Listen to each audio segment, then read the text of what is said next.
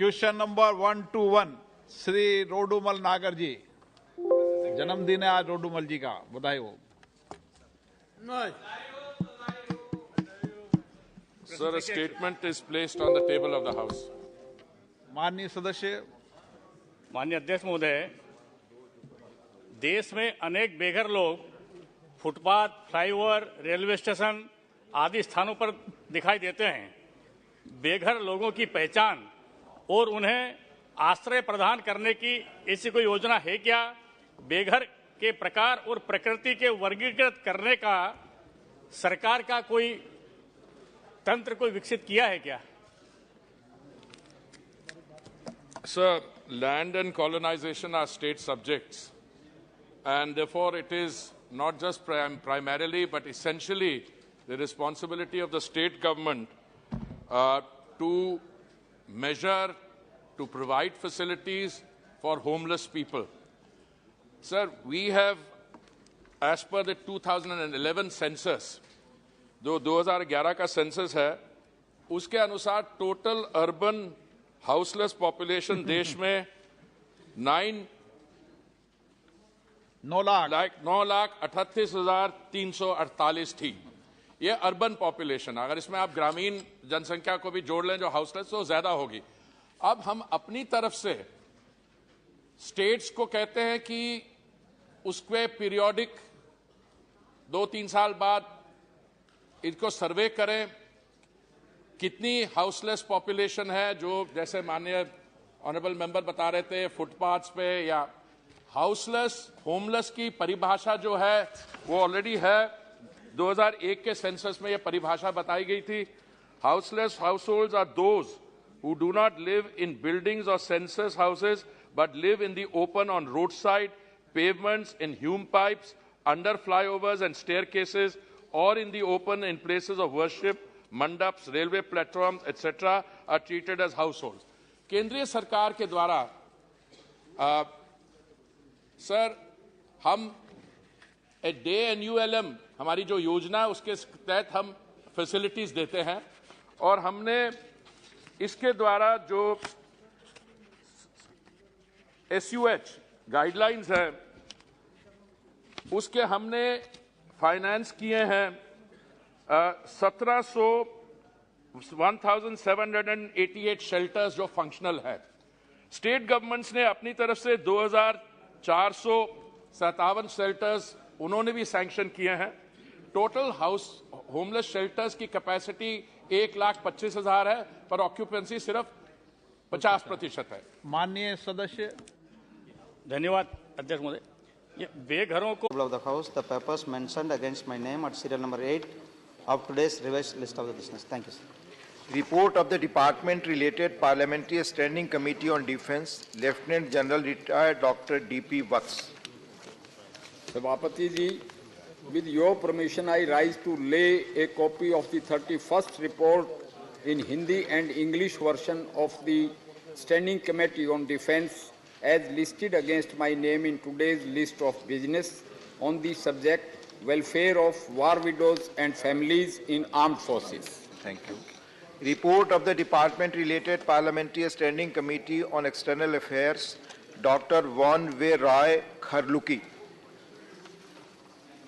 Honorable Chairman, sir, with your permission, I rise to lay on the table a copy in English and Hindi of the 17th report of the Department-related Parliamentary Standing Committee on External Affairs, 17 Lok Sabha, on action taken by government on the observation recommendation contained in its 13th report on COVID-19 pandemic, global response, India contribution and the way forward.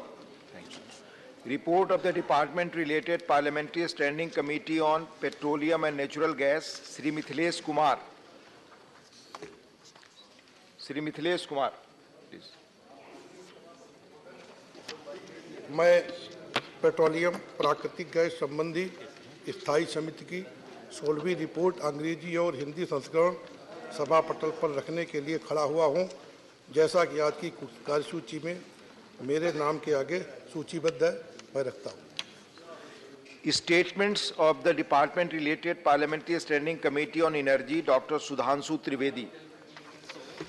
महोदय, मैं आपकी अनुमति से आज की पुनरीक्षित कार्यसूची में मेरे नाम के समक्ष यथा सूचीबद्ध ऊर्जा संबंधी स्थायी समिति के 3 विवरण हिंदी और अंग्रेजी संस्करण की एक प्रति सभा के पटल पर रखता हूं। Statement by minister Shri Rameswar Teli. महोदय, मैं आपकी अनुमति से श्रम और रोजगार मंत्रालय की अनुदान मांगों 2022-23 के संबंध में विभाग संबंधित श्रम, भ्रष्ट और कौशल विकास संबंधी संसदीय स्थायी समिति के तीसरा प्रतिवेदन में अंतर्विष्ट सिफारिशों की स्थिति को सभा पटल पर रखता हूं। धन्यवाद। Honourable members, I have received 7 notices under Rule 267 from Sri Raghav Chadha, Sri Pramod Tiwari, Sri Akhilesh Prasad Singh, Dr. L. Hanumantaiah, Srimati Priyanka Chaturvedi, Srimati J.B. Mathur Hisham, and Sri Syed Nasir Hussain on subjects related to concern over government's attempt to interfere in appointment in higher judiciaries, misuse of CBI, ED and other government agencies situation arising out of farmers' strike and subversion of democratic system and threatening of electoral process. You may recall that Honorable Chairman on 8th December 2022, while considering the notices received under Rule 267, observed that the notice submitted under the said rule has to refer to relevant rule that is required to be suspended. In none of the notices received today, there is any reflection as to which rule is sought to be suspended. Further, these notices are under the consideration of Honorable Chairman. Therefore, I would request Honorable members to kindly cooperate and allow the House to proceed with the listed business. Thank you. Manya Shri Bip, I have made the situation clear. Please.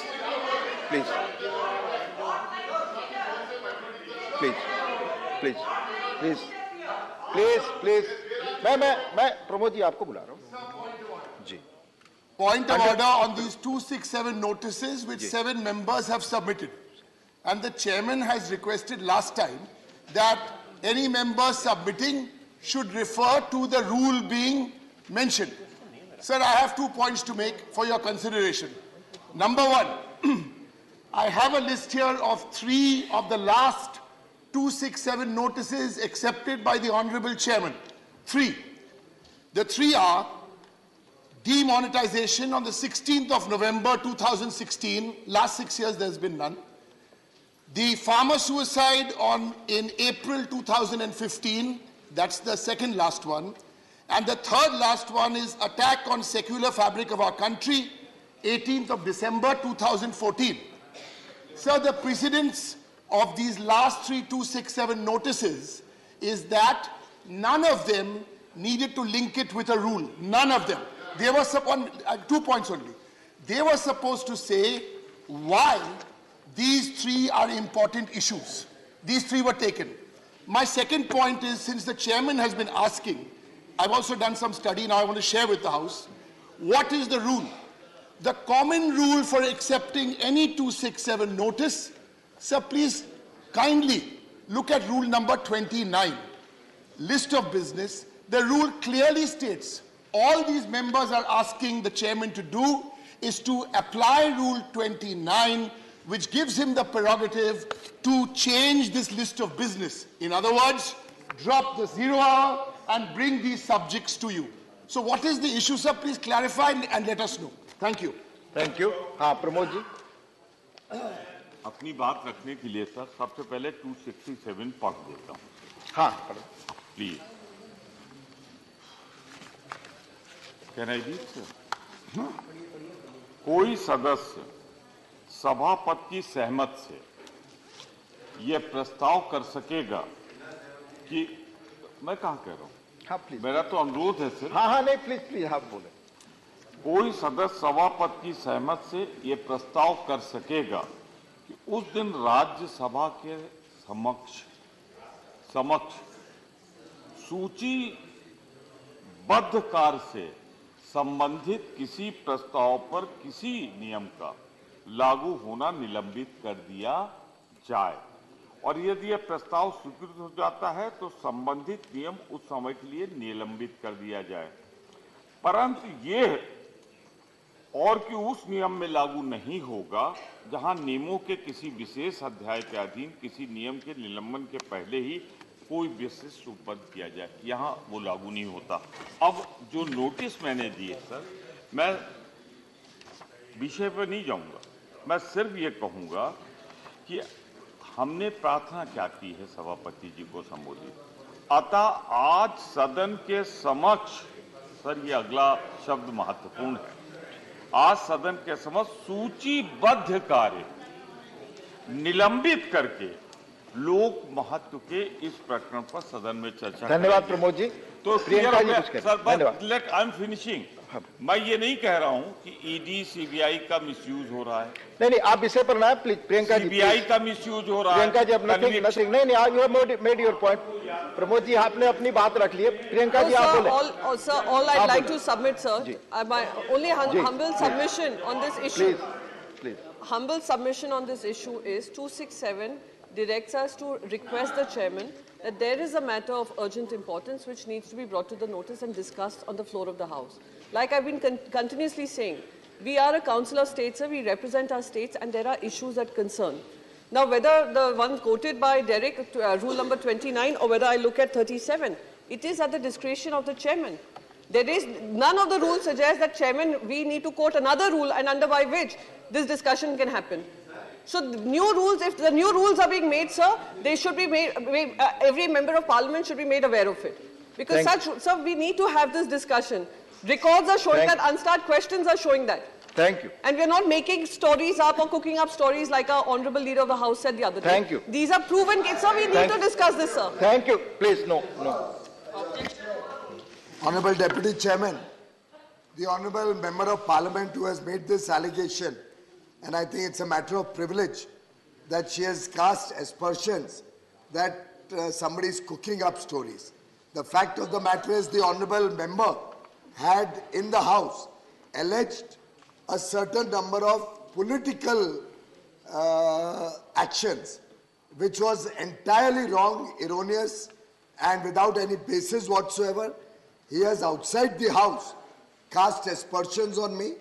He has made comments on his social media platform, taking recourse to something that another Honorable Member of Parliament had received as a reply, which are not related at all. That reply was on total actions. This was about political actions. I would urge you, Chair, to kindly examine the record and hold the relevant members responsible for their erroneous statements. Thank you. Mani, please. No. आपस में बातचीत नहीं, Priyanka ji, no, I am not allowing. Pramod ji, आपको इजाजत नहीं, please. आपको बोलने का मैंने मौका दिया, नहीं, सही नहीं है। प्रियंका जी, आप बैठ जाए, प्लीज। माननीय भूपेंद्र जी, आपकी बात रिकॉर्ड पे जाएगी, बताएं। माननीय उपसभापति जी, प्लीज। सदन की प्रक्रिया में सदस्यों को अधिकार रहता है कि वो अपना नियम रूल बुक्स के अंतर्गत उठाए, लेकिन जब भी कोई रूल उठाया जाता है उसके बाद चेयरमैन साहब का जो डिसीजन है वो रूल 258 में डिसीजन दिया जाता है, और उसका जो सेक्शन 2 लिखा है उसमें लिखा है वो फाइनल है। तो जब सदन में ये व्याख्या हो गई है कि 267 का जो नोटिस है वो किस तरीके से दिया जाएगा, तो जो नोटिस उस डिसीजन के अभाव में दिए जा रहे हैं, उसको न मानकर दिए जा रहे हैं, वो नोटिस अपने आप में ही शून्य है, वो नोटिस ही नहीं है।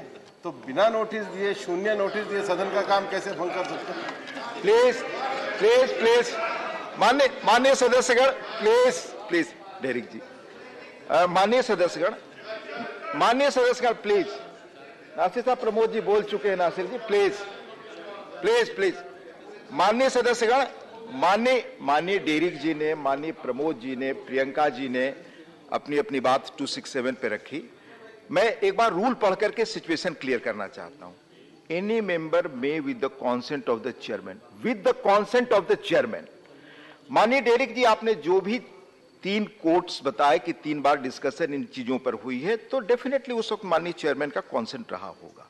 मैंने क्लियर किया कि इन इश्यूज पर माननीय चेयरमैन का कॉन्सेंट नहीं है, इसलिए इन इश्यूज पे बहस नहीं हो सकती। मैंने ये भी क्लियर किया।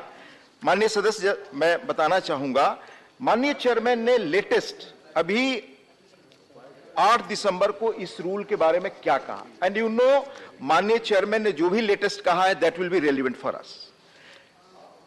I have clarified what he has told. Again I am repeating. You may recall that Honorable Chairman on 8 December 2022, while considering the notices received under Rule 267, observed that the notice submitted under the said rule has to refer to relevant rules that is required to be suspended.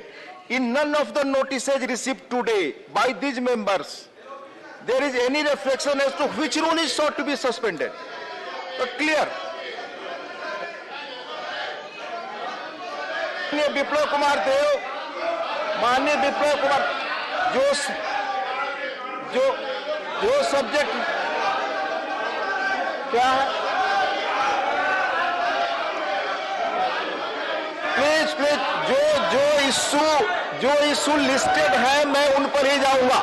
Please माननीय विप्लव कुमार देव, it's 0 और विप्लव कुमार देव अपने विषय पर बोले. आप अपने विषय पे बोले. It's 0 our. बिहार के बाद 0 आवर प्लीज बोले. बिहार में श्री संतोष,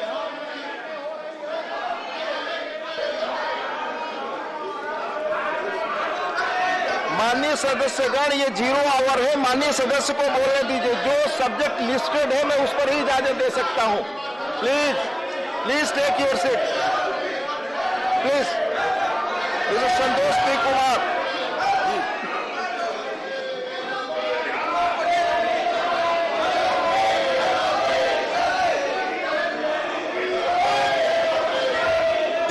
मेरे पास जवाब है.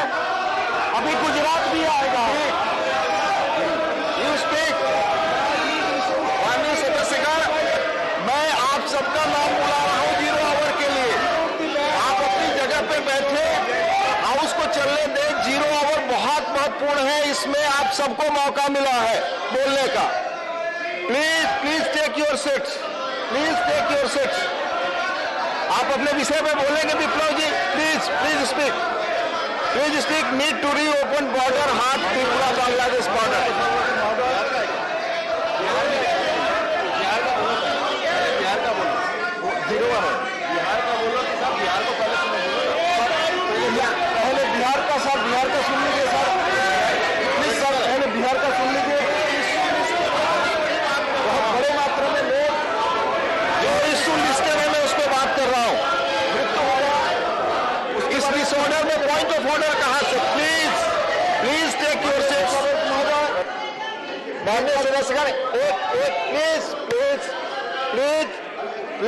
माननीय सदस्यगण, प्लीज आप जानते हैं जो चीजें लिस्टेड है बहस उन पर ही हो सकती है. इसलिए मेरा आपसे आग्रह है अपनी अपनी जगह बैठे. ये 0 और महत्वपूर्ण विषय है. इनमें सबको मौका मिला. आप चलने दीजिए. Ajay Shri Biplab Kumar Deb, please speak on your subject. Sir मैं स्पीक ऑन योर सब्जेक्ट. मैं उठाऊंगा. मैं आपसे अनुरोध करता हूं बिहार के बारे में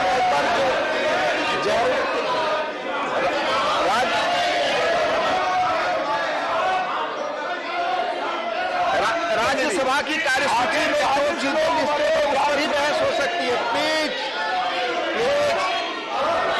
15 मिनट के लिए सदन स्थगित. 15 मिनट के लिए सदन स्थगित.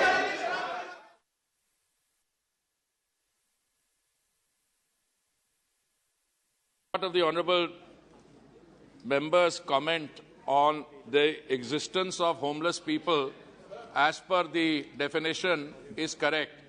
But what he is perhaps not aware of is that the guidelines provide very detailed instructions on what needs to be done. And he also does not seem to be aware of the fact that the Honourable Supreme Court is monitoring this process and that states which are not complying have to actually respond. I have a state-wise breakup of states and union territories which have sanctioned and functional daycare centers. Food is being provided, shelter is being provided, standard adequate bathing and toilet facilities first aid kit, all that is being provided. In fact, the capacity of the shelters is 1.25 lakhs and the occupancy is only 50%. So it is very well for members to express concern, but they should be aware that the Honorable Supreme Court has set up for the state governments, this is a state responsibility, to form a committee under a retired secretary-level officer who is monitoring each of these. So as I said, I have all the statistics for each state and union territory. I'd be very happy to share that with honourable members if they would like to drop in and have a cup of tea with me.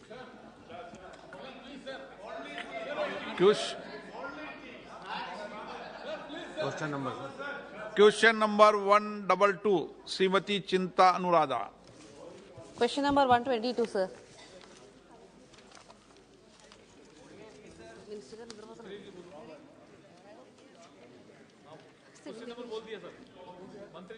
माननीय सदस्य बोल दिया sir 122 sir question number table का दोबारा कर दें उत्तर सभा पटल पे रखा गया honourable member Thank you, sir. Sir, can the Honorable Minister provide the details of the outcomes achieved through the implementation of RCS Udan in Andhra Pradesh? Does the government propose to review said implementation to identify scope for further expansion and iron out the persistent difficulties? Sir, the Udan Yojana, as we are very well aware, was conceptualized in 2016. And under various rounds of Udan, many operationalized routes have been put in place in Andhra Pradesh. As of today, 28 routes have been operationalized in Andhra Pradesh. 2 airports and 1 waterdrome have been identified for development in Andhra Pradesh. Kudappa as well as Paraskaram water barrage is being worked at a cost of roughly about 20 crores. And we will continue to pursue our development of Udan in every state across the country. Honorable supplementary. Sir, is the government aware that poor financial health of many smaller regional carriers, which has been hampering the effectiveness of the scheme, especially since the pandemic hit? What specific steps have been taken to aid these smaller carriers and allow them to sustain themselves and compete with big airlines? So, as I mentioned in our answer earlier this week on RCS Udan, this is a very important scheme from the point of view. The member has raised a very pertinent question. We have tremendous international to domestic connectivity in our country. We have tremendous connectivity from Tier 1 cities to Tier 1 or Tier 2 cities. But what really needs to be strengthened is last mile connectivity in our country. That last mile connectivity in our country from Tier 3 to Tier 3 cities is being focused at within Udan. Within Udan, we are generally looking under a new part of the scheme that we have introduced in the last year, a sub-scheme called the Small Aircraft Scheme, where we look at only sub-20-seater aircraft to provide last-mile connectivity, both in terms of turboprop, jet, as well as helicopters. And I'm pleased to report to the House through you, sir, that in the last round of Udan 4.2, 132 routes have been awarded, of which the major sector, 16 are helicopter routes and almost 50 are seaplane routes. So our government is concentrating on last-mile connectivity to make sure that the democratization of civil aviation does truly take place in the country. Santosh B Shri B Chandrashekhar Santosh ji है sir पहले listed नाम जो question में B Chandrashekhar ji का B Chandrashekhar no Santosh Singh Chaudhary धन्यवाद sir मैं माननीय मंत्री जी से पूछना चाहता हूं कि मेरे संसदीय क्षेत्र आदमपुर एयरपोर्ट से कोविड के दौरान जो फ्लाइट्स हैं वो बंद हो गई थी स्पाइस जेट की फ्लाइटें चलती थी दिल्ली आदमपुर जयपुर बॉम्बे तो 1.5 साल हो गया वो बंद हो गई हैं और ये दुआबे का बहुत इम्पोर्टेंट एयरपोर्ट है और इसका नया टर्मिनल भी बन गया ऑलमोस्ट तैयार हो गया है तो मैं यही पूछना चाहता हूं कि ये कब शुरू हो जाएंगी क्योंकि लोगों को बहुत भारी इनकन्वीनियंस हो रही है दुआबा जो जलंधर है ये इंडस्ट्री सेंटर है ये बहुत लोग वहाँ से NRI हैं, तो डेली यहाँ दिल्ली बॉम्बे आते हैं, तो काइंडली ये बताइए कि कब ये आप शुरू करेंगे। सर, नागर विमानन क्षेत्र एक डीरेगुलेटेड सेक्टर हो चुका है। इस डीरेगुलेटेड वातावरण में भी हमारी कोशिश है कि देश के कोने कोने तक नागर विमानन क्षेत्र से हम लोग कनेक्टिविटी दे पाएँ। इसलिए उड़ान योजना एक बहुत महत्वाकांक्षी योजना है उसकी पूर्ति करने के लिए। पिछले 6 वर्षों में 453 रूट्स हम लोग ने संचालित किए हैं। 70 एयरपोर्ट जो नागर विमानन के नक्शे से मिटाए गए थे देश में, उन्हें हम लोग ने दोबारा स्थापित किया है। और जहां तक सांसद महोदय ने आदमपुर की बात की, हमारी प्राथमिकता भी है, पर वहां 3 रूट्स चलती थी, आदमपुर दिल्ली और आदमपुर जयपुर। ये दोनों को भी हम लोग ने उड़ान योजना के अंतर्गत चलाया था, लेकिन 3 साल की अवधि होती है वायबिलिटी गैप फंडिंग देने की, वो अवधि समाप्त हो गई है। अगले राउंड ऑफ बिडिंग में हम लोग एयरलाइन से भी हम लोग बात करेंगे और उनकी रुचि होगी तो इसको हम लोग ले जाने की कोशिश करेंगे। Honourable member Kirti Vardhan Singh. So, under the able leadership of our Honorable Prime Minister, all sectors of the country are taking remarkable strides on the path of progress, and the aviation sector is no exception. So, it has been long bogged down by archaic rules and was neglected. But in acknowledgement of the rapidly rising middle class, a slew of reforms are taking the sector to new heights in terms of connectivity, infrastructure modernization, and fleet enhancement. So also the new policy on the annual regarding aerosports activities, this will further infuse the sector with new energy and the spirit of adventure. So in keeping with this growing demand for air travel and the increasing aerosports activities in our country, I would like to know through you from the Honourable Minister, sir, that is the government considering further streamlining the process of granting permits for the operation of small commercial aircraft and other ultralight machines such as ultralight aircraft from privately owned airfields, as is in the case of helicopter operations today. Thank you, sir. Sir, this question is on RCS and on Andhra Pradesh in particular, but let me respond to the honourable member. He has raised a very valid new area of demand and growth for the country. Aerosports has a tremendous future and a tremendous potential in our country. In the West, where aerosports is extremely prevalent, in the winter season we can bring all of those aerosports to India because of the weather pattern as well in India. We have set up a aerosports organization which will be then decentralized into different state units, and we have mandated in terms of permissions and in terms of approvals. Each of those state units, along with the central unit, will certainly look at an easing of process so we can proliferate this across the length and breadth of our country. Shri Hasnain Masoodi ji. बहुत शुक्रिया जनाब। जनाब, इस साल जो सरकारी एदाद शुमार है उनके मुताबिक कोई 80 लाख के करीब टूरिस्ट विजिट किए श्रीनगर, और ये सारा जो ट्रैफिक है ये श्रीनगर एयरपोर्ट ये हैंडल करता है। और अब बस की बात नहीं है कि इनकी इंफ्रास्ट्रक्चर नहीं है, मैन पावर नहीं है, 110 फ्लाइट्स आती हैं दिन में। तो मैं गुजारिश करूंगा क्या ये कंसिडर किया जाए कि अवंतीपुरा की जो एयर स्ट्रिप है जो ऑपरेशनल है और इसमें कोई खर्चा भी नहीं आएगा, उसको ऑपरेशनल बनाया जाए या डिजिग्नेट किया जाए टर्मिनल 3, ताकि साउथ कश्मीर का अमरनाथ यात्रा और पहलगाम के एरियाज जो हैं वो कवर हो जाए और श्रीनगर के एयरपोर्ट पर बोझ कम हो जाए। मंत्री जी, कश्मीर में माहौल अच्छा हो गया, इतनी फ्लाइट जाती है। सर, हमारी सरकार की जो प्रतिबद्धता है और जो वातावरण हमने जम्मू और कश्मीर में निर्मित किया है, उसके आधार पर केवल आर्थिक प्रगति और विकास नहीं, राष्ट्र स्तर पर पर्यटन जम्मू कश्मीर में एक नया ऐतिहासिक मोड़ पर आया है और अंतर्राष्ट्रीय पर्यटन भी आज जम्मू एंड कश्मीर में स्थापित हो चुका है। तो सालों सालों और दशकों बाद एक अमन चैन का माहौल और एक आर्थिक विकास और प्रगति का माहौल आज जम्मू कश्मीर में प्रधानमंत्री नरेंद्र मोदी जी के और गृह मंत्री के नेतृत्व में आज स्थापित हो चुका है। और इसका स्वयं वर्णन हमारे सांसद महोदय ने अपने एक प्रश्न में किया। मैं उनको धन्यवाद और साधुवाद देना चाहता हूं। एक नया ऐतिहासिक रिकॉर्ड पर्यटकों का श्रीनगर में आयोजित हो चुका है। मैं इनको विश्वास दिलाना चाहता हूं कि केंद्र सरकार और नागर विमानन मंत्रालय की प्रतिबद्धता है कि श्रीनगर की एयरपोर्ट की विकास और प्रगति भी हम लोग निर्मित करने वाले हैं।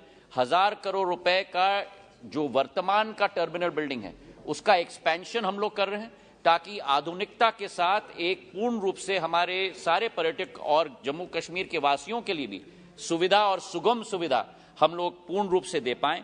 जहां तक प्रश्न अवंतीपुरा का है, मैं बताना चाहता हूं कि ये एक सैटेलाइट एयरपोर्ट है और हम लोग JNK के यूनियन टेरिटरी गवर्नमेंट के साथ हम लोग चर्चा कर रहे हैं कि इसको हम लोग कैसे आगे बढ़ा पाएं। पर श्रीनगर के लिए केवल नहीं, लेकिन जम्मू में भी एक्सपेंशन प्लान करीब 800 करोड़ का है। दोनों शहरों में एक आधुनिक, विकसित और बड़े हवाई अड्डे का निर्माण हम लोग करने जा रहे हैं। कीर्ति चिदम्बरम जी। Sir, has the ministry considered giving an approval for an airport in Chettinad, Shivaganga, Tamil Nadu, which has an unused airstrip? So, as far as Kartiji's question is concerned, we are very clear. We have identified a number of airstrips, unused airstrips across the country. All of these airstrips are a part of the Udan Yojana. If he will come and meet with me, I will certainly discuss that with him. But indeed, if that particular airstrip is not a part of this current list, the state government has to put in a request to us, and we will certainly include it. And then we will take it forward, depending on the state government's Question number 123, Shri Kishan Kapoor. अध्यक्ष महोदय, प्रश्न संख्या 1, 2, 3। अध्यक्ष महोदय, जवाब पटेल पर। माननीय सदस्य। अध्यक्ष महोदय, जो उत्तर सभा पटल पर रखा है उसमें राष्ट्रीय राजमार्ग अधिनियम 1956 की धारा 365 का प्रावधान का विवरण भी दिया गया है और भारत के संविधान के अनुच्छेद 136 अनुच्छेद 226 का भी यहाँ हवाला दिया गया है जी।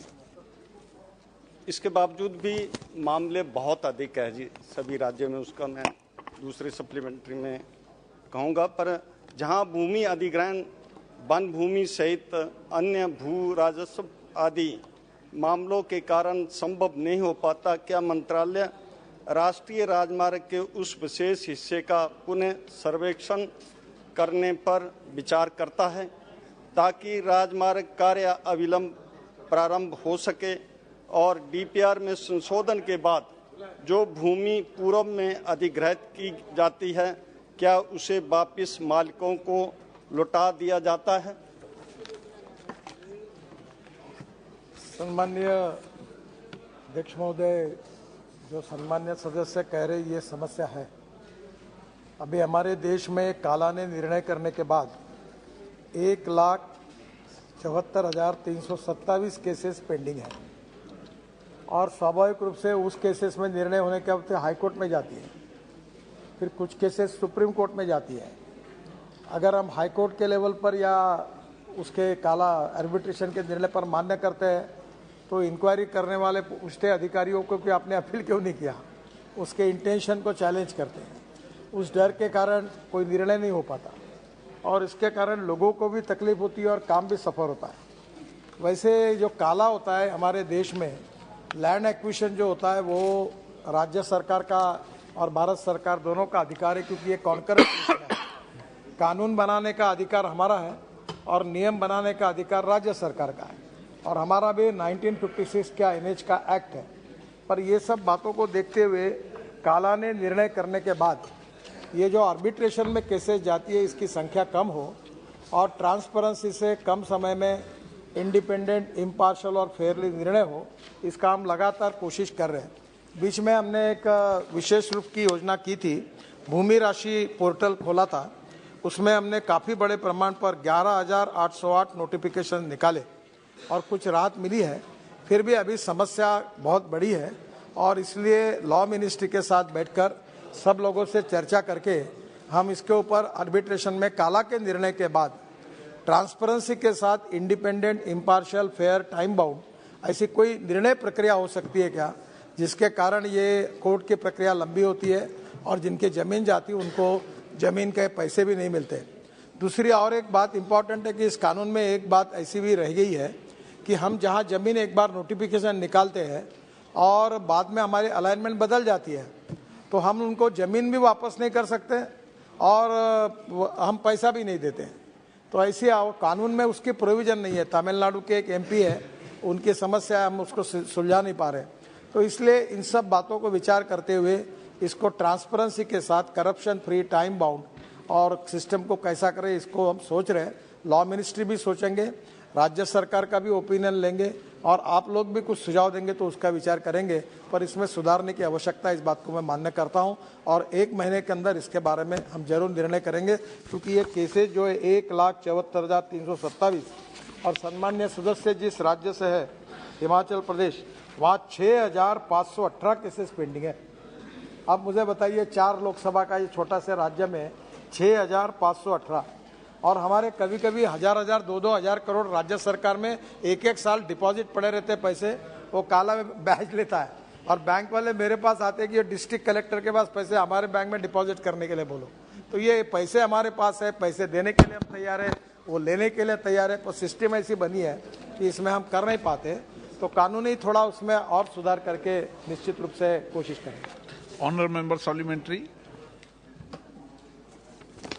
अध्यक्ष महोदय, मैं आपके माध्यम से मंत्री महोदय से जानना चाहता हूं कि ये जो मामले हैं, जैसे सबसे ज़्यादा मामले तो आपके गृह राज्य से हैं 37,327 जी, और दूसरे नंबर पर कर्नाटक आता है। वो तो लिस्ट पढ़ ली सबने, आप तो प्रश्न पूछो।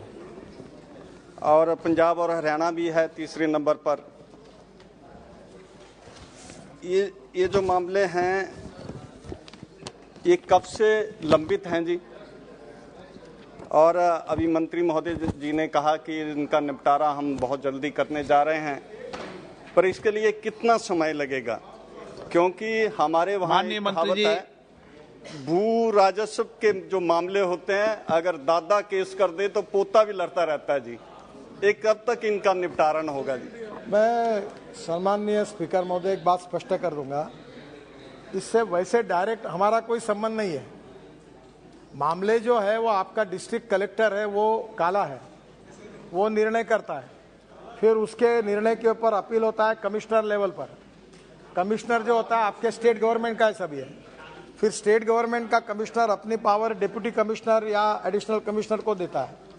फिर मेरे पास इतनी तकरारें आई है कि वकील जो काम करने वाले क्वेश्चन में वो और ये वहाँ मिलकर ऐसा निर्णय देते हैं कि अब मेरे पास ऐसी केसेस है, आखिर ये जनता का पैसा है। ऐसे ऐसे निर्णय आते हैं कि जहाँ 1 करोड़ देना है वहाँ 10 करोड़ अवार्ड हो जाता है।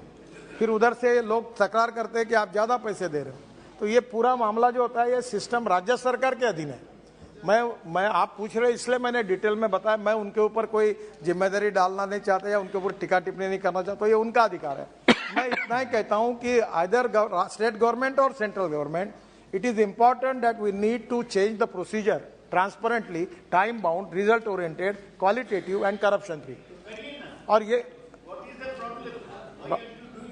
सर प्रॉब्लम ऐसा है कि I have to come to you, I have to change the law after passing the bill, and before that the stakeholders are state government. State government act is there. I cannot take decision as I like it. I need to take the advice from the judiciary, from the high court, from the district collector, from the state administration, and after that I need to make that law, and that is to be a complicated procedure. It is already in the concurrent list. The state list where state is supposed to make the law, the central list, the central government is supposed to make the law, and the concurrent list, both are the stakeholders, and this is in concurrent list. And that is the problem that we need to concern with all the stakeholders and find out the option on it. We are in the process. I will try my level best that to make it as early as possible to make it this law for the country. माननीय सदस्य Shrimati Vanga Geetha Vishwanathan. Thank you so much, sir. To Chairman, sir. Sir, I convey my thanks on behalf of Kakinada parliamentary people to Honorable Minister for sanction of 516F new NH to Kakinada, sir. Thank you so much, sir. And I would like to know from the Honorable Minister, according to answer, thousands of cases are pending with regarding NH, sir. Sir, in my constituency, Komargiri village is there, sir, in Pittapuram constituency. Sir, surrounding areas are getting, farmers are getting 51 lakhs. But this area is in only 27 lakhs. In these days, day by day, land acquisition cost is rising, sir, land cost. Please do with humanitarian grounds according to your level. And I would like to suggest one issue, sir. Regarding arbitration, the collector is saying with arbitration only 30% is there, sir. I know you already said in the answer, sir, collector is there any, sir, is there any team for raising the arbitration amount from 30% to 60%? Honorable member, please. Thank you, sir. सम्माननीय speaker महोदय, आपको भी शायद ये पता होगा, आजकल लोग मेरे पास हमारी लैंड रोड में लो मत, अलाइनमेंट बदलो, इसके लिए कोई नहीं आता। मैं हमारी लैंड लो और एमपी साहब आते इधर नहीं, इधर से लाओ, इधर से लेके जाओ। इसका मतलब यह है कि बाजार भाव से भी अच्छी प्राइस मिल रही है, 4 गुना। लोग खुश है। प्रॉब्लम यह है कि कुछ जगह पर लैंड जो होती है, ये इसका जो लैंड यूज होता है वो एग्रीकल्चर है कि अर्बन है। तो इंडस्ट्री एखादी खड़ी होती है, वो पावर मीटर लेता है, वो बोलता है मेरी लैंड इंडस्ट्रियल है, और गवर्नमेंट रिकॉर्ड कहता है ये एग्रीकल्चर है। तो एग्रीकल्चर का रेट अलग है, इंडस्ट्री का अलग है, अर्बन का अलग है, फिर उसके डिस्प्यूट होते हैं। ये इसी प्रकार के इशू है। तो मैं आपको एक ही बताऊंगा कि इसमें कॉम्प्लिकेशंस है, इसमें जल्दी निर्णय नहीं होता है, रेट ज़्यादा है। और मैडम आपको बताओ, उत्तराखंड में हमने निर्णय किए और ज़्यादा भाव दिए, तो हमारे अधिकारियों की फिर इंक्वायरी होकर राज्य सरकार ने रिकमेंड करके सरकार बदल गई। तो हमारे अधिकारियों की इंक्वायरी जब सीबीआई में, तो उनको पूछा गया कि आपने क्यों कोर्ट में अपील नहीं किया, आप चुप क्यों रहे। तो अधिकारी को अब सुप्रीम कोर्ट तक जाना है, वो बोलते निर्णय कैसे करें।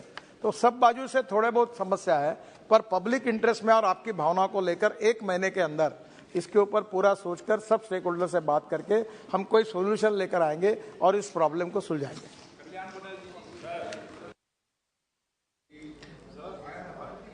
Answer of the Honorable Minister regarding the payment of compensation. I have a very few. You see, in 2013 Act, Land Rehabilitation and Compensation Benefit, etc., that replacing the Land Acquisition Act, the Act came into force. Then the Act was amended when you have come into the power. Now there the compensation principles have been laid down. That's the compensation benefit has been given in the land acquisition cases. Why you are not extending that benefits which have been given in the land acquisition, in 2013 Act, in the National Highways Act? If that principles have been laid down, then the problem will be resolved. Regarding the determination of the compensation amount is concerned, that's the point. Now, whether anybody is aggrieved or not, that's the later part. They will go on later on arbitration, 220, 30, leave aside all that things. And sir, I tell you one thing. The most important questions in India is now in every compensation matter, any benefit is given, either state government or central government, they are without giving this compensation benefit to the land losers. Okay. They are more willing to go to the High Court and Supreme Court, reduce the litigations, give the benefits to them. Sir, that's my suggestion. Although it's in the form of questions I have raised it, but this is a suggestion to you. Sir, ये अध्यक्ष महोदय 2013 में ये land acquisition bill का मैंने ही पेश किया था पार्लियामेंट में। मुंडे नहीं 2015 में गोपीनाथ मुंडे जी ग्रामीण विकास के मंत्री थे और उनका एक्सीडेंट हो गया था।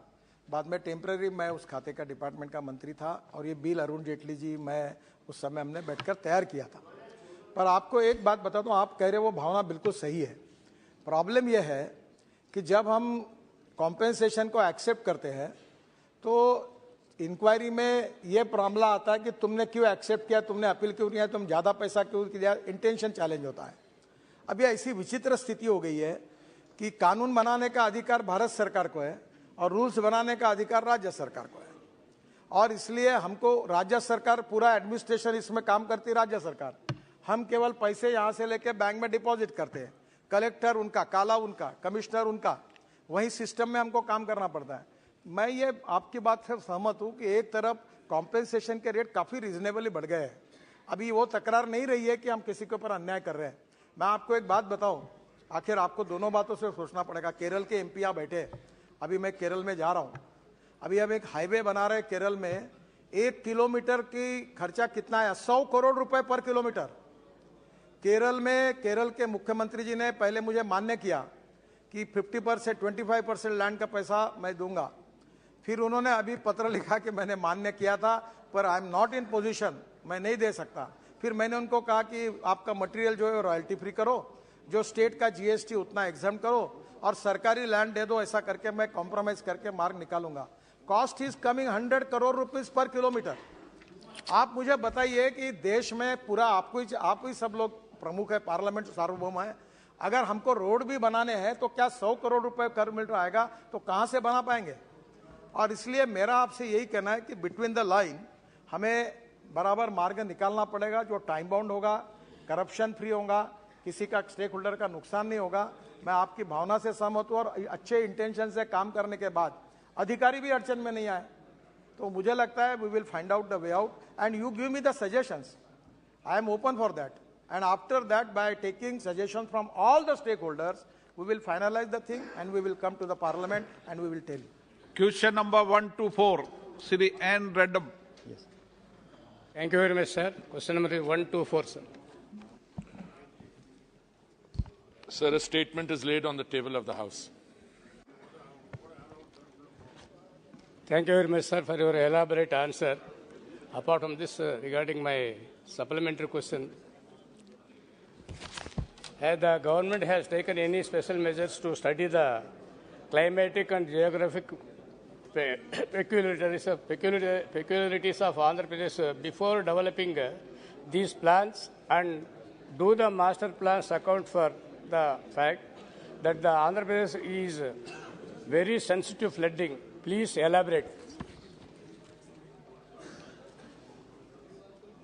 Sir, I would like to reiterate what is already in the body of the answer to the question, that urban planning is a state subject and the functioning of urban local bodies, urban development authorities, is the exclusive prerogative of the state governments.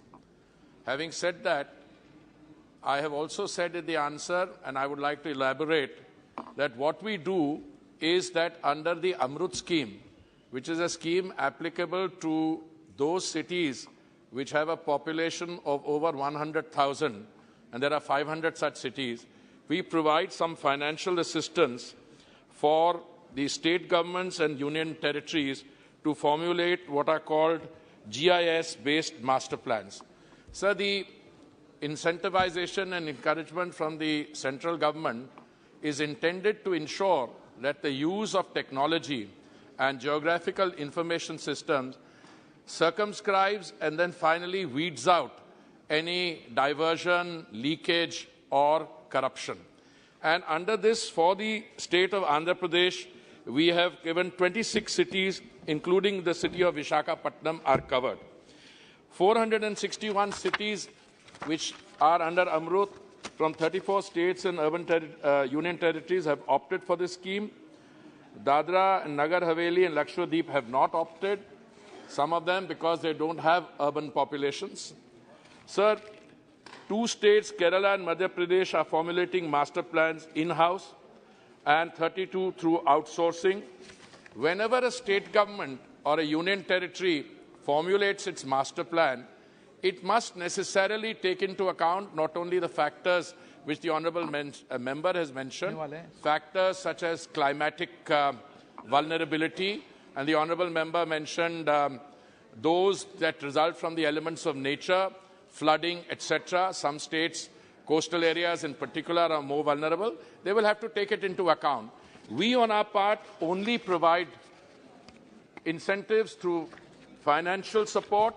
Out of this, we have already provided a total of 515 crores for these 500 Amrut cities. And now under Amrut 2, sir, we are carrying the scheme forward to those cities which did not qualify under Amrut, but which have a population from 55 to 99 lakh. Under the reforms of Amrut, all cities have to map their water bodies, rejuvenate water bodies, carry out green areas, and these steps the master plan should take into account because these provide sensitivity, both in terms of vulnerability, sometimes there's excess water, sometimes there's drought, but then I don't think the states and union territories would want the central government to do this, because this is very much a part of the constitutional division, and I think most states would be wanting to preserve their jurisdiction when it comes to the preparation of such master plans. Honourable Member Supplementary? No? Sir, what steps has taken the government has create local capacities in the area of town planning and management in Andhra Pradesh, sir? The specific question that the honourable member is asking is about capacity building, and I'm very happy to inform him that under the same scheme, we provide capacity building and training, and so far we have trained 2,606 officials through 73 training programs, and this includes 61 from Andhra Pradesh, out of which 25 in particular are from Visakhapatnam. Jaidev Gallaji. Thank you, sir, for giving me this opportunity. Sir, there are two aspects to this question. One is preparing the master plan for cities, and the other is the development of cities for which master plans have already been prepared, sir. Sir, Amaravati, the capital of Andhra Pradesh, which I represent in this House, is one such city for which a master plan has been prepared and development projects of the city have also been taken up. The work of various projects went on well till 2019, but after that the ministry has stopped executing the works. Since it is question hour, sir, I'll be very specific and pointed and request the minister to be specific and pointed as well, sir. Sir, as far as I can remember, 25 work orders under 20 projects with an estimated cost of 2,000 crores under the Smart City mission have been issued for Amaravati in Andhra Pradesh. But not even a single work has been completed till date, sir. So I would like to know from the Honourable Minister, what are the reasons behind this and by when the government is going to complete these projects? Thank you, sir. Since the honourable member wants me to be precise and specific, I am delighted to do so. The question 1 to 4 is on the preparation of master plans and what assistance the central government provides by way of incentivization for preparing GIS-based master plan. The honourable member has moved from there to a project under the Smart Cities mission, which is executed by a body which executes, and there are 100 such smart cities, sir, including the one that he is referring to, and this body oversees the design. First of all, each smart city is to come up with a set of projects. That is the basis on which it got elected or selected. Then, once that is done, they have to execute those projects. As far as I can see, the Amaravati, and I have some statistics with me, the total number of projects which have been identified are 21. The cost is 2,046 crores. The projects are ongoing, and the completion is, as he rightly says, leaves much to be desired. The financial progress, we have released 488 crores. The Government of India share transferred to the special purpose vehicle is 488 crores. State share transferred is 488 crores. Expenditure of the Government of India is 488. Expenditure of the state is 290. The expenditure release is 80%. Insofar as the projects, their exact state physical, since this is not part of either the question or the, if I may respectfully submit to my friend, the honourable member, this was, when we come prepared for answering questions, we anticipate supplementaries. But this question is so far removed from what I had come prepared. I'd be very happy to invite him for a cup of tea or coffee, sit down with him.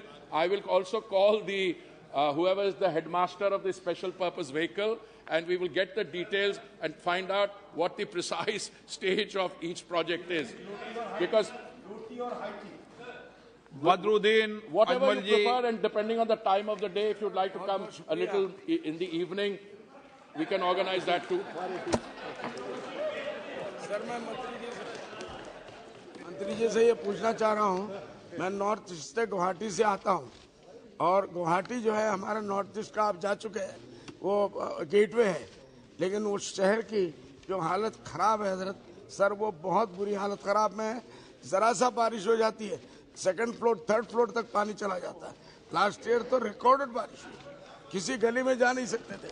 Assam के लोग इसके promote करेंगे कि उसको एक tourist area भी है, तो क्या मास्टर सर इसको मास्टर प्लान में लेंगे, या लिया है तो बहुत बहुत शुक्रिया, नहीं लिया है तो जरूर लेंगे, मुझे इसकी उम्मीद है। Sir, as I mentioned earlier, and I'm happy to reiterate, the preparation of the master plan is a function which is carried out by the state government.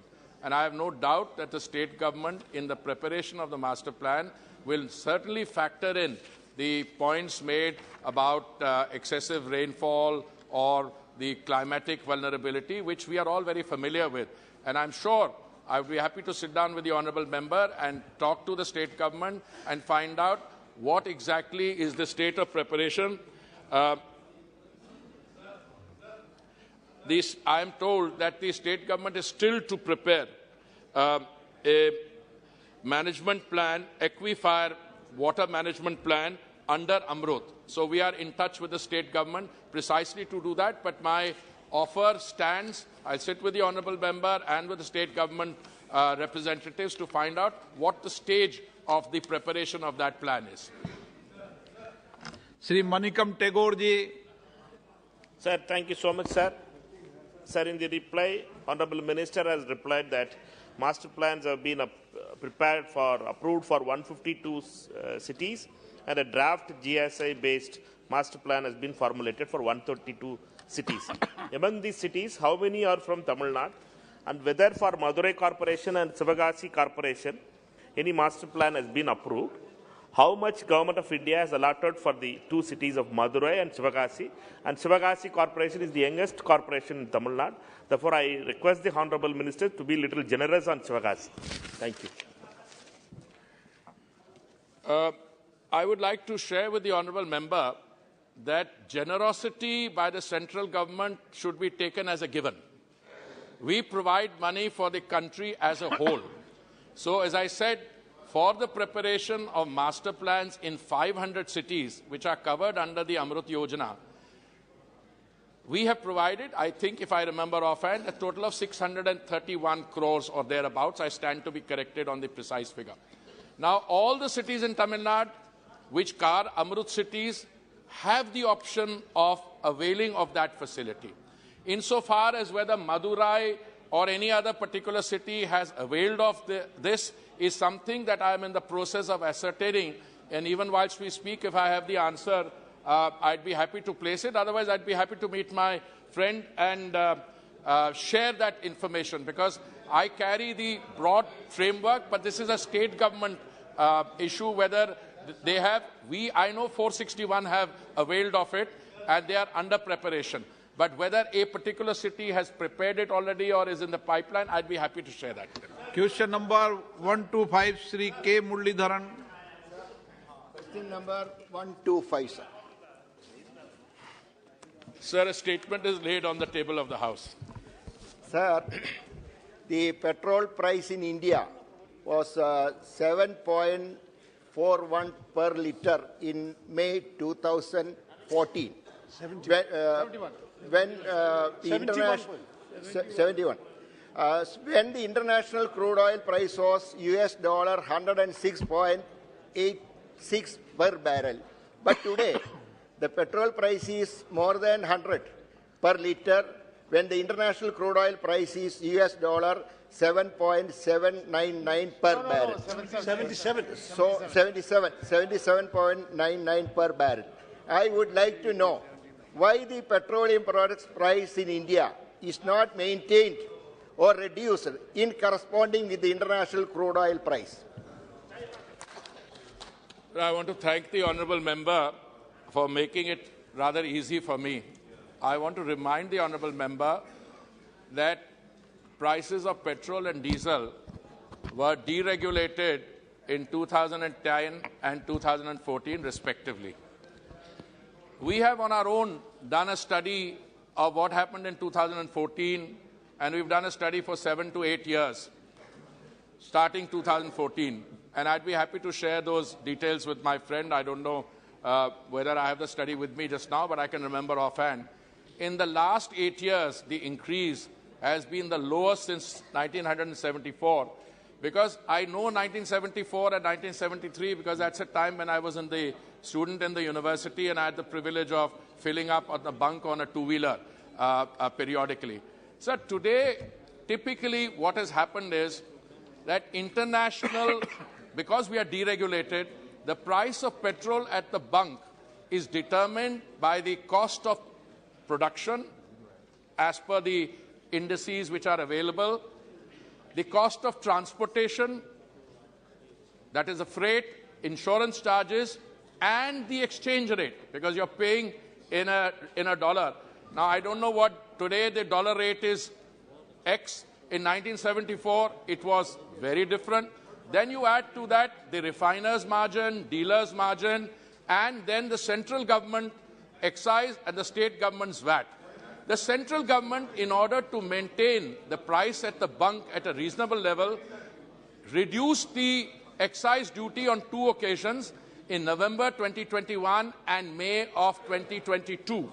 And I'm happy to inform you that some other states also reduced the VAT.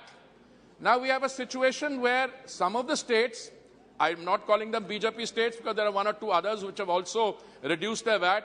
Some of them are charging VAT at the rate of 17 rupees. Other non-BJP states are charging at 32 rupees. So there is a differential. When the honourable member was saying today the cost of petrol is 100 in some places. In some places, non-BJP states, in others it is 8-10 rupees cheaper.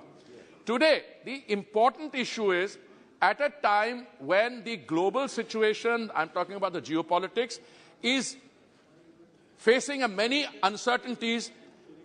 Let me give you the example of petrol prices. Petrol prices internationally went up by a large margin. They went up by percentages which are, sometimes 40% higher, 50%. In India, petrol price increased only 2% during that representative period between 21 and 22. Why? Because we reduced our excise. And we urged states also to reduce their VAT. Some did, some didn't. Now what has happened is that the ability to keep the price steady and allow the increase of petrol only at 2%, while internationally it went up by a very large percent, was because the OMCs, as good corporate citizens, took a loss. The OMCs, for instance, I have some figures here which are very telling. At a time when they made the profit before tax of rupees 28,360 crores in H1 of financial year 2021-22, this is a profit before tax of 28,360 crores. These 3 companies, IOCL, BPCL and HPCL, now in the H1 of the further year, they have booked a combined loss of 27,276 crore in H1. So it is a combination of the central government's reduction of excise at a time when we were going through a very difficult period and there were other expenditure liabilities, state governments reducing their VAT. So today petrol prices in India are perhaps the lowest. I normally like to choose my words carefully because when I look at honourable members, they will then come up, no, here is so. I used to say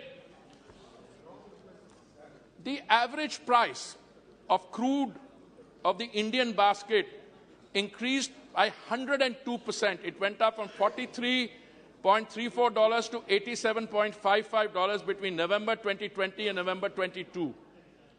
The retail price at that time, when it was up by 102%, of petrol went up only by 18.95%. Now, how much of this is the exchange rate variation? That is one question. But I think a government which is committed to energy security and affordability. By affordability, I mean it's not a question of just making energy available at the bunk at reasonable prices, but also ensuring that in the process of doing that, you don't disrupt the system. You've seen, the honourable member would have seen, sir, what has happened in neighbouring countries, where for the love of money, you could not get energy. In fact, we ourselves provided some assistance to them of, I think, up to $4 billion or no. We, therefore, have ensured that throughout this crisis period, there was never any shortage of petrol or diesel, and the prices did not go beyond what? Ideally, we would like to have the prices come even lower. But as I said, you have to navigate and through what is doable rather than... I have also here figures of how much the percentage increases were in other countries. In the US, 144%.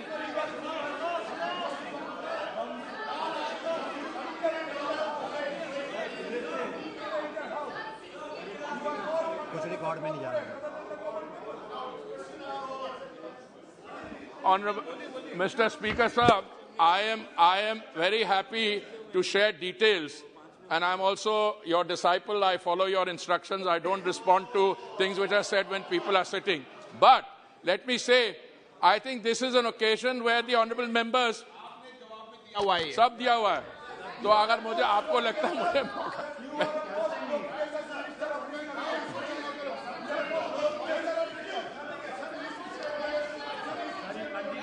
Sir, I also want to share with you that today, if you look at the international prices and our prices, I was hoping the honorable members will contribute that in their states also, the few that are left, that they will bring the prices down there also through a reduction in VAT. But I don't see that happening.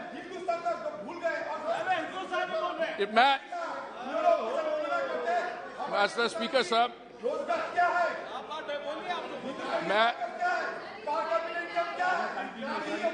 sir, the issue here is today when we are negotiating, we have reached to the point of the 5th largest economy. We will soon be the third largest.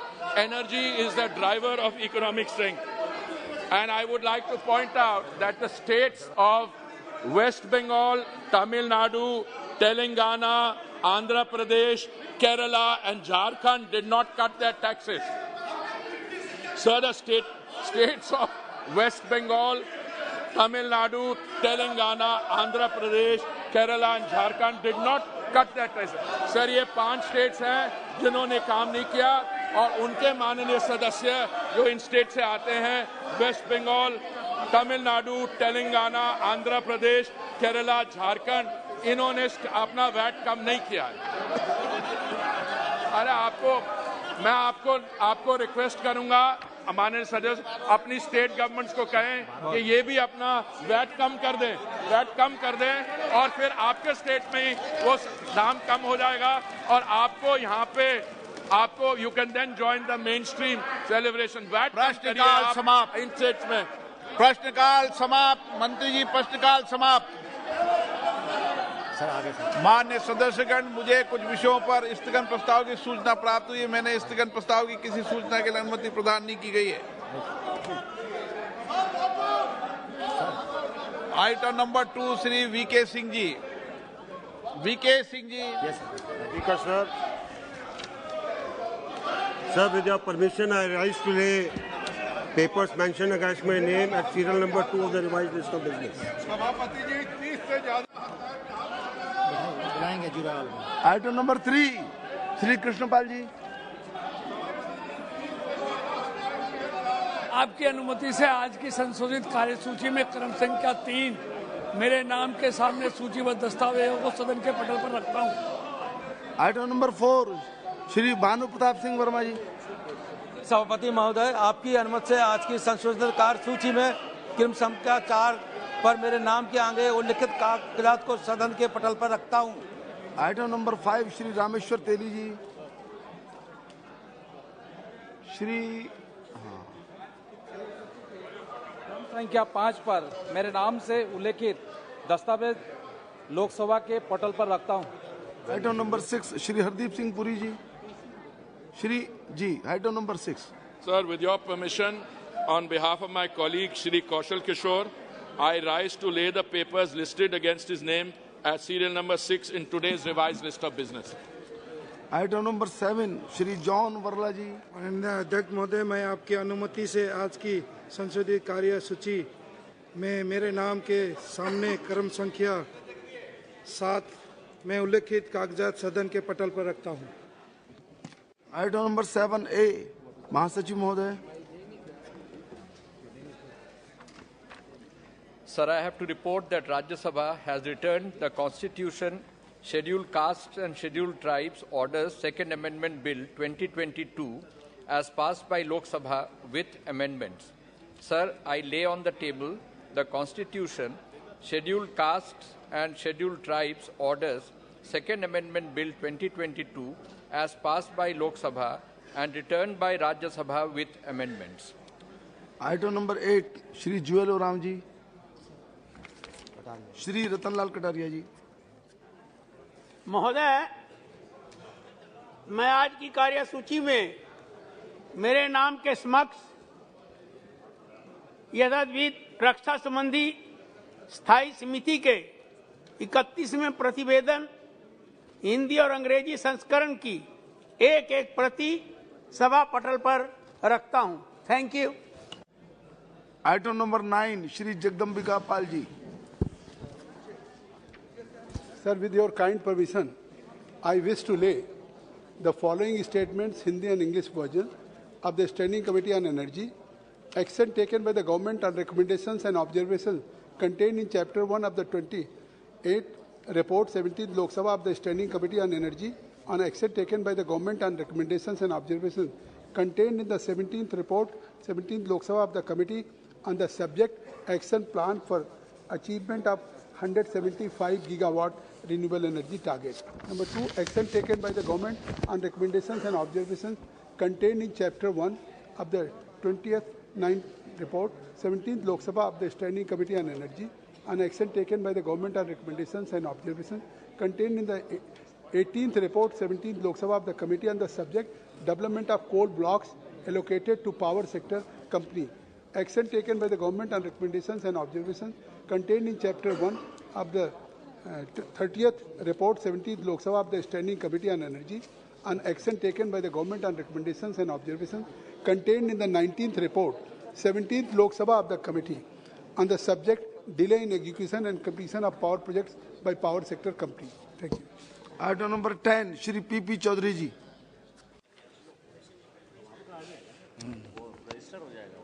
Sir, with your permission, I wish to present the 17th report, Hindi and English versions of the Committee on External Affairs, 17th Lok Sabha, on action taken by the government on the observations, recommendations contained in the 13th report on the subject COVID-19 pandemic, global response, India's contribution and the way forward as listed against my name at serial number 10 in today's order paper.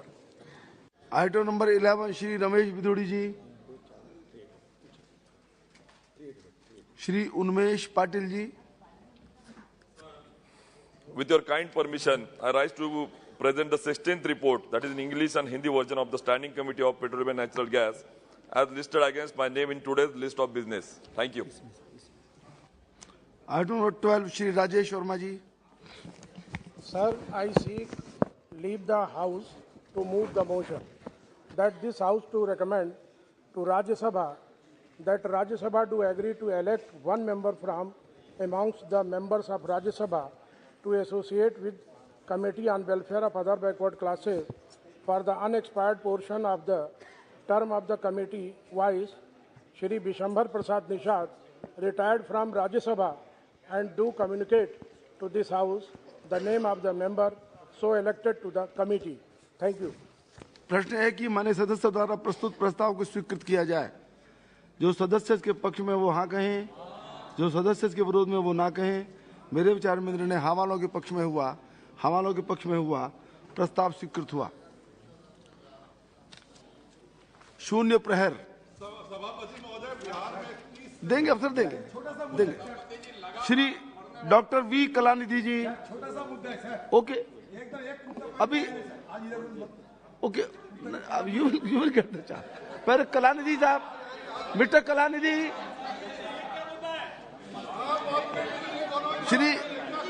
Shri Uday Pratap Singh ji, okay, जी, अब बैठिए, अभी अवसर देते हैं, बैठिए। उदय प्रताप जी, जी, सिग्रीवाल जी, अब बैठिए please. माननीय सभापति महोदय,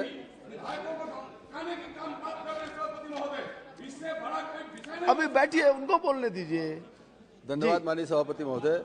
मैं आपके माध्यम से सरकार का ध्यान एक महत्वपूर्ण विषय की ओर आकर्षित करना चाहता हूं।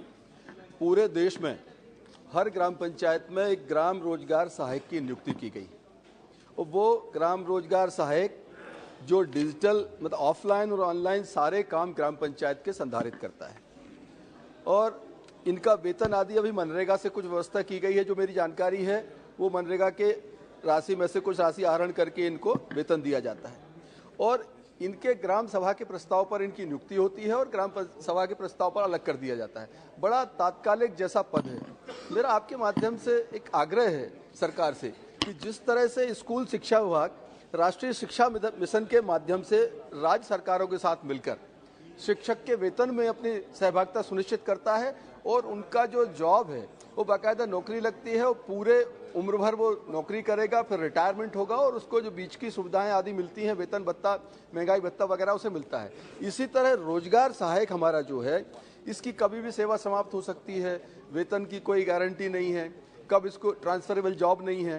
तो मेरा आग्रह है कि भारत सरकार का ग्रामीण विकास मंत्रालय राज्य सरकारों की सहभागिता के साथ इनकी एक तो इनका जो जॉब है उसको तय करे कि ये इनका जॉब जो है ट्रांसफरेबल होगा, भले ही जनपद के अंदर हो, इनकी नौकरी रिटायरमेंट एज तक चलेगी, बगैर कोई गंभीर कारण के इनको पदमुक्त नहीं किया जाएगा और इनको वेतन जो आज के समय के हिसाब से जो मापदंड है शिक्षक को दिया जाता है, जो रेगुलर सचिव को दिया जाता है, उस तरह से वेतन आदि की व्यवस्था भी ग्राम रोजगार सहायकों की हो।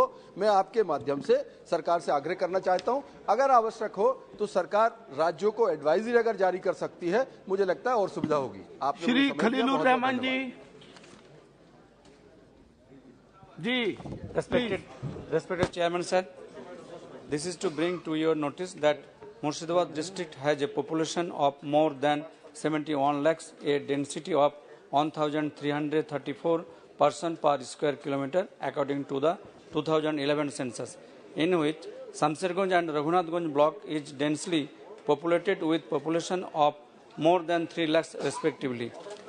National Highway 34 plays the backbone for transportation in Murshidabad district, which intersect both Samsirganj and Raghunathganj block equally. Dagmangla Mode Junction and Umarpur Junction under Samsirganj and Raghunathganj block respectively, the gateway to Jharkhand state, North Bengal and Birbhum district. The presence of government colleges, hospitals and railway crossings and Dhulian Ganga and Jangipur railway station within a range of 1 kilometer contribute to the high density of traffic flow in both of the junctions. This leads to jams for thousands of student, passenger vehicle, transport vehicles, patient and ambulance on a regular basis. Incidents like death in ambulance on way to hospital are so frequent in both of the junctions. In view of the above, construction of a flyover in both of the junctions over NH 34 is the need of the hour. People will be highly benefited not only from Samsirganj and Raghunathganj block, but also Murshidabad, Malda, Birbhum district, North Bengal and Jharkhand state too. Along with that, it will be very helpful for small scale businesses growing every day throughout the district, in which directly impact the financial sector. construction of these two flyovers will reduce the travel time between Kolkata and Siliguri by more than 2 hours. Sir, through this House, I strongly demand to consider my proposal and notify the concerned authority to take the necessary steps for the construction of these two flyovers. Thank you, sir. Shri Basant Kumar पंडा जी, अभी number देता हूँ, बैठिए बैठिए बैठिए बैठिए बैठिए, list जरा चलने दीजिए, बैठिए टूरा जी, बैठिए बैठिए please. Shri Basant Kumar Panda ji,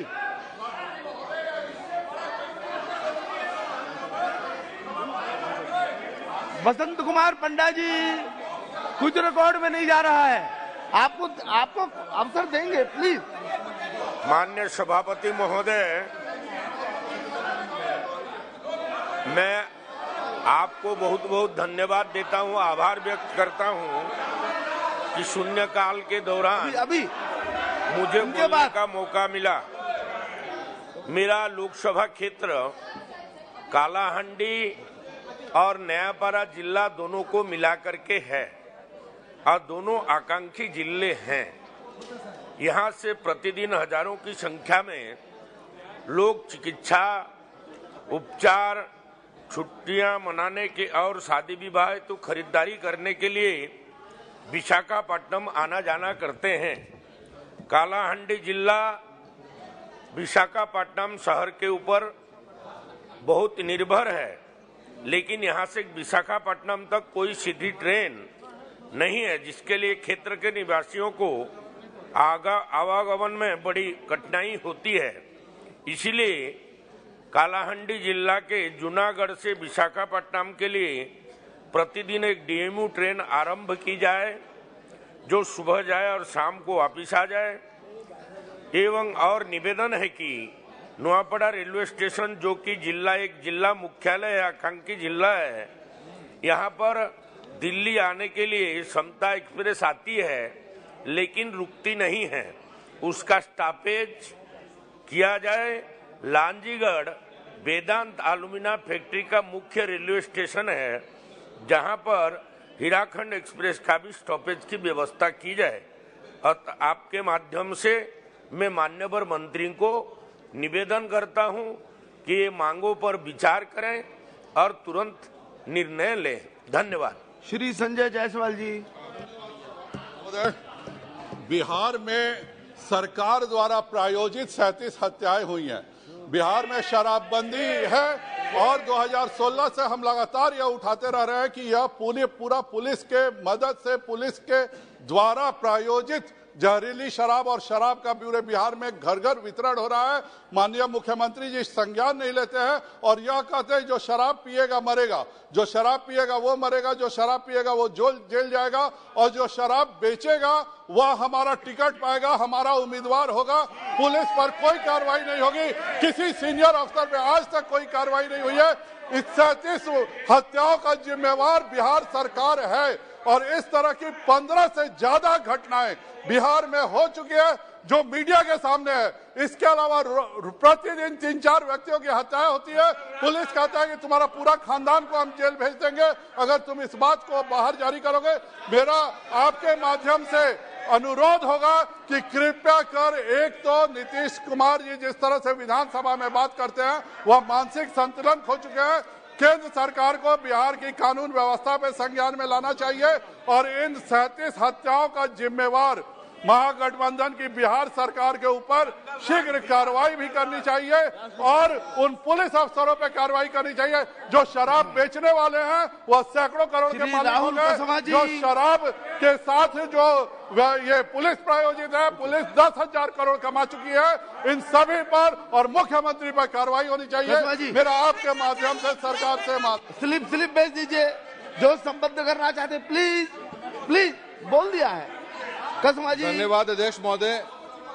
slip भेज दीजिए। अध्यक्ष महोदय, भारत सरकार द्वारा पावर मिनिस्ट्री की 2000 जुलाई 21 के अंदर एक नई स्कीम लॉन्च करी गई। जिस स्कीम का नाम revamp distribution sector reform scheme RDSS scheme है, जिसका बजट का प्रावधान लगभग 3 लाख करोड़ के आसपास है।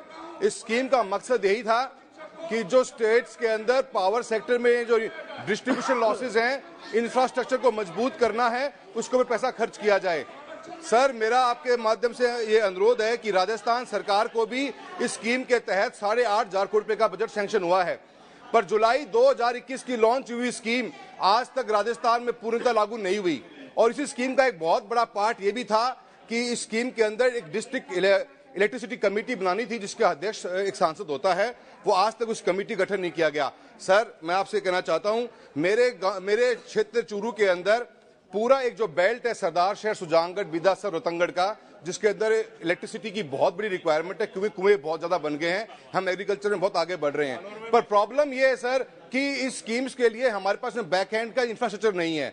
33 केवी के जीएसएस चाहिए, 132 केवी के हमको पावर सब स्टेशन चाहिए, पर सरकार के पास में कोई नीति नहीं। हाल ही के अंदर लूनासर गांव सरदार शहर का है सर, 5 दिन तक वो गांव अंधेरे में रहा, क्योंकि सेक्टर पे रिफॉर्म पे काम नहीं हुआ और गवर्नमेंट नए कनेक्शन देती जा रही है। सर, ऐसा ही नहीं, हिंदुस्तान का मात्र एक स्टेट राजस्थान होगा जिस स्टेट के पास में अपनी ढानियों में बैठे हुए एक आखिरी व्यक्ति को देने के लिए कोई योजना नहीं, कोई रोशनी नहीं का कोई प्रोग्राम नहीं है। मेरी कॉन्स्टिट्यूएंसी अकेले में 18,000 प्लस इलेक्ट्रिसिटी के नए कनेक्शंस की डिमांड है। स्टेट गवर्नमेंट सोई हुई है। सर, लास्ट में कहना चाहता हूं, इस महत्वपूर्ण योजना को लागू किया जाए। मेरा सरकार से अनुरोध है, जो डीसी बनानी है, डीसी ही पे एक प्लान बनाएगी कि कहां पे हमें इंफ्रास्ट्रक्चर पैसा खर्च करना है। मैं सरकार से अनुरोध करता हूं कि राजस्थान सरकार को बाध्य किया जाए और ये 8,500 करोड़ रुपए जो भारत सरकार ने दिए हैं उसकी उनको आप उनका यूज कर सके, ऐसे आपसे उम्मीद करता हूं। Thank you chairman sir. Sir, Ministry of Railways had announced to redevelop 12 stations in Odisha to international standards with superior passenger amenities, and a memorandum of understanding was also signed in 2019 between Bhubaneswar Development Authority and East Coast Railway Zone to construct a world-class station building at Bhubaneswar. However, for the remaining 11 stations, which includes my parliamentary constituency station Barampur and also Cuttack, Jharsuguda, Bhadrak, more important stations, sir, there is no development for construction and development activities. Sir, I therefore request the Honourable Minister to prepare an action plan and allocate funds for the proposed development works in the remaining 11 stations, as more than 3 years have been passed and the expectations of people of Odisha have not been fulfilled so far. Thank you, sir. Adhir Ranjan Chowdhury ji. Sir, मैं एक छोटा सा मुद्दा उठाना चाहते हैं, सरकार से ये मांग भी करूंगा, ये सरकार इस विषय पे एक श्वेत पत्र भी सदन में पेश करे। सर, आज की इंडियन एक्सप्रेस अगर देखें तो शुरू में लिखे जाते हैं कि एम्स में जो साइबर अटैक हुई थी वो अटैक चीन से हुआ था। सर, इस पेपर में ये भी लिखा गया कि जब हमारे सीमा में झड़प होते हैं, चीन जब हमलावर होते हैं हमारे ऊपर, तब आज की हिंदुस्तान की सरकार लाल आंख दिखाने के बदले चीन से सारे आयात बढ़ा दिए हैं, चीन से आयात बढ़ा दिए हैं सर।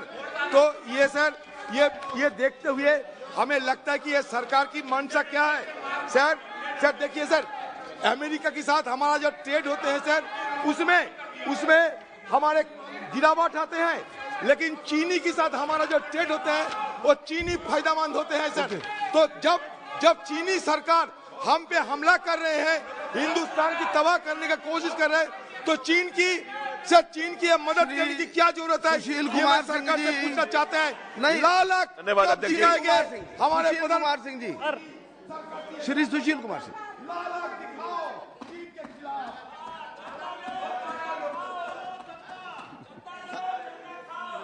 धन्यवाद महोदय। हमारे बिहार दीजिए ना, आप जानते हैं चर्चा का क्या तरीका है। चर्चा के लिए अनुरोध कीजिए, बीएससी में let it be decided please. आप तो जानते हैं, बोलिए।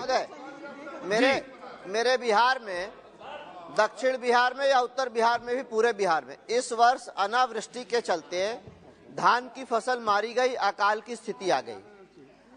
उसके बाद जहां जहां नहर थे, नहर की सुविधा थी सिंचाई की, या पंप के माध्यम से जिन किसानों ने किसी तरह से धान की रोपाई का काम किया भी, उसमें भी एक मधुआ नाम का रोग लगा और उनकी फसल पूरी तरह से नष्ट हो गई। तो वैसे किसानों का तो दोहरा नुकसान हुआ, जिन लोगों ने धान की रोपनी में जुताई, कुड़ाई, फर्टिलाइजर वगैरह में अपना सारा खर्चा कर दिया। महोदय, आपके माध्यम से मैं कहना चाहता हूं कि बिहार में केंद्र सरकार द्वारा चलाई जा रही फसल बीमा योजना लागू नहीं है, जिसके चलते किसानों को बीमा नहीं मिल पाता।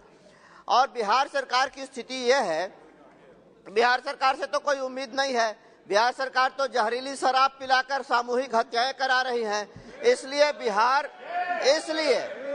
बिहार सरकार से कोई उम्मीद नहीं है वहां के किसानों को कि वो उनको राहत पहुंचाएगी, वो मदद करेगी। वहां तो फसल बीमा योजना लागू ही नहीं है। इसलिए मेरा आपके माध्यम से भारत सरकार से ये मांग होगा कि जिन किसानों का फसल मधुआ रोग से बर्बाद हुआ, उनको मुआवजा, उनका कंपनसेशन भारत सरकार के माध्यम से दिया जाए। ये मैं आपके माध्यम से भारत सरकार से मांग करना चाहता हूँ। साहब का संरक्षण चाहिए सर। सर आपका संरक्षण चाहिए सर। ऑनरेबल चेयरमैन साहब, ऑनरेबल चेयरमैन साहब, मैं उस राज्य से आता हूं जिस राज्य में सिर्फ 1% सरफेस वाटर है। आदरणीय प्रधानमंत्री जी ने तय किया है कि जल जीवन मिशन के द्वारा उन्होंने हमारी प्रांत की सरकार को, मतलब वर्तमान की कांग्रेस की सरकार को 2022-23 में 13,328 करोड़ रुपए दिए। वर्तमान में खाली 19% की जो इनका जो पैसा लगा है, खाली 19% पैसा लगा है। मैं उस क्षेत्र से आता हूं जो 12 झालावाड़ है। 12 झालावाड़ का जो क्षेत्र है वो एस्पिरेशन डिस्ट्रिक्ट से आता है। मेरे क्षेत्र में एक बड़ा डैम बनने जा रहा है। वर्तमान की सरकार ने उसको 906 गांव में पानी पहुंचने की आवश्यकता है। वहां के वर्तमान के सरकार ने 2 साल की एलोकेशन बढ़ाने की बात बोली है। मैं आपसे आग्रह करता हूं कि झालावाड़ जो एस्पिरेशन डिस्ट्रिक्ट है, इसमें वर्तमान सरकार ने अपने नंबर एलोकेशन बढ़ाने के लिए, सरकार के नंबर को अच्छे करने के लिए, इन्होंने सबको एक मधुर वातावरण करने के लिए उन्हें बात रखी है। पर वास्तविक स्थिति यह है कि वर्तमान स्थिति इतनी खराब हो गई है कि हमारी राज्य सरकार ने जो काम करना था वो पूरा अब तक नहीं किया है। मेरे आकांक्षी जो जिले हैं उसमें 21.1% काम हुआ है और मेरे झालावाड़ में भी हमारे क्षेत्र में काम नहीं हुआ है। मैं आपसे अनुरोध करना चाहता हूं कि वर्तमान केंद्र सरकार, माननीय मंत्री जी बैठे हैं हमारे अर्जुन जी मेघवाल जी, मैं आपसे अनुरोध करता हूं, आप हमारे राज्य के हैं, कि आप केंद्र सरकार के द्वारा राज्य सरकार से आप मांग करें कि ये जो जेजीएम के काम है, खाली एक डिस्ट्रिक्ट में नहीं, सभी डिस्ट्रिक्ट में जो काम हो रहे हैं बहुत स्लो चल रहे हैं। इसमें काम किए करके हमारे आकांक्षी जो जिले हैं जैसे मैं आता हूं उसको क्षेत्र को आप वहां काम करने की डॉक्टर अमर सिंह जी। धन्यवाद सभापति जी। आज मेरा टॉपिक हलवारा इंटरनेशनल एयरपोर्ट ਨੂੰ जल्दी पूरा करने ਲਈ है। सर हलवारा मेरी पार्लीमेंट्री कंस्टिट्यूएंसी च रायकोट सब डिवीजन विच ये सिचुएटेड है और पूरी साहब आ गए। मैं इन्हों का धन्यवाद करना चाहना। 2018 च इन्हों ने उड़ान स्कीम च इनू अप्रूव किया सी, पंजाब गौरमेंट साड़ी सरकार सी और ਉਹਦਾ काम बहुत वधिया चल रहा सी। जनवरी 22 च मैं ਉਹਦੇ टर्मिनल बिल्डिंग का उद्घाटन किया, पर मार्च ਵਿੱਚ नवी सरकार बन गई आम पार्टी की। सर उन्होंने उस वेले ਉਹਦਾ हरियाणा बाहर हलवारा इंटरनेशनल एयरपोर्ट का काम बंद किया।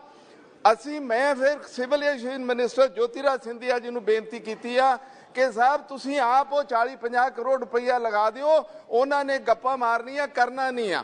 हुण सर उन्होंने लीडर जिन्हों का कोई इलाके ना तअल्लक नहीं है, ना रायकोट नाल ना फतेहगढ़ नाल, वो बयान दे रहा कि असीं बनवावांगे।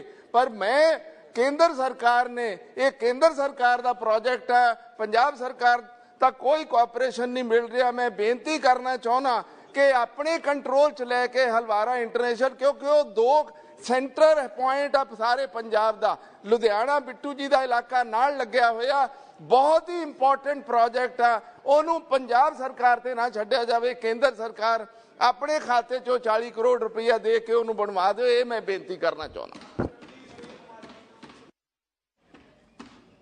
Respected Speaker, sir, I would like to raise an important issue, gender discrimination practiced in the Indian Armed Forces. The Supreme Court, in its judgment in the Secretary Ministry of Defence versus Babita Punia and others, directed the Union government to ensure equal opportunity to women in receiving permanent commission in Indian Army.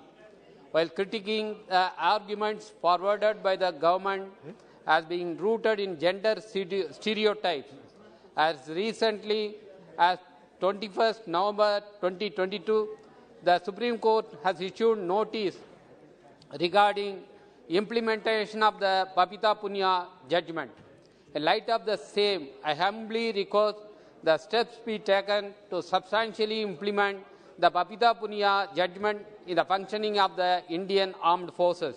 In light of the most recent case in the Supreme Court regarding withholding of selection boards for promoting women officers while allowing junior male officers to supersede them, it is requested that this practice be terminated immediately, as it goes against the judgment in Babita Punia.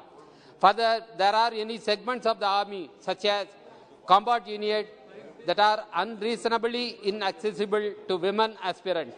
It is requested that the policy be amended to reflect gender equality in this regard. It is also requested that a gender policy be incorporated in the Indian Armed Forces, addressing various concerns such as promotion and also sexual harassment. Sir, considering the vast disparity of the number of women in the Indian Armed Forces, not only overall but also at various levels of promotion and different units, it is crucial that steps be taken to ensure gender equality in the Army. Thank you, sir. Shri Dharmvir Singh ji, slip भेज दीजिए। धन्यवाद chairman साहब।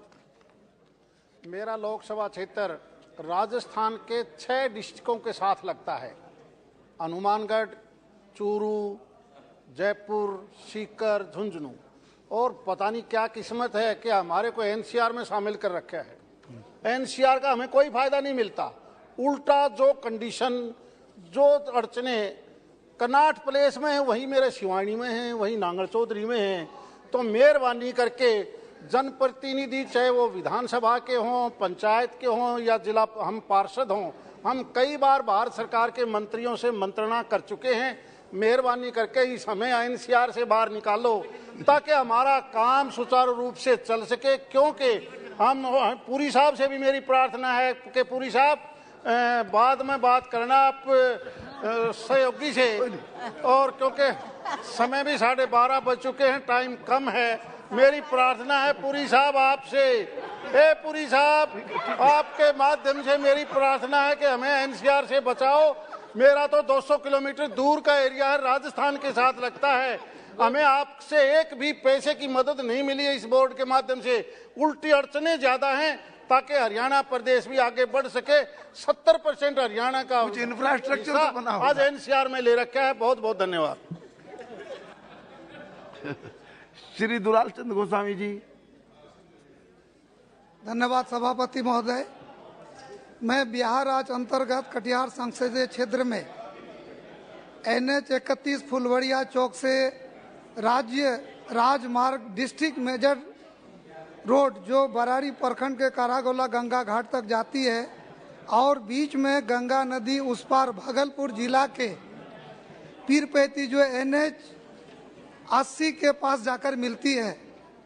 महोदय, मैं आपके माध्यम से माननीय सड़क परिवहन राजमार्ग मंत्री से मांग करता हूं कि NH 31 फुलवड़िया से राज्य राजमार्ग मेजर डिस्ट्रिक्ट रोड जो बराड़ी प्रखंड के कारागोला गंगा घाट पीरपैती तक नया NH 4 लेन के साथ साथ गंगा नदी में ब्रिज का निर्माण कराया जाए।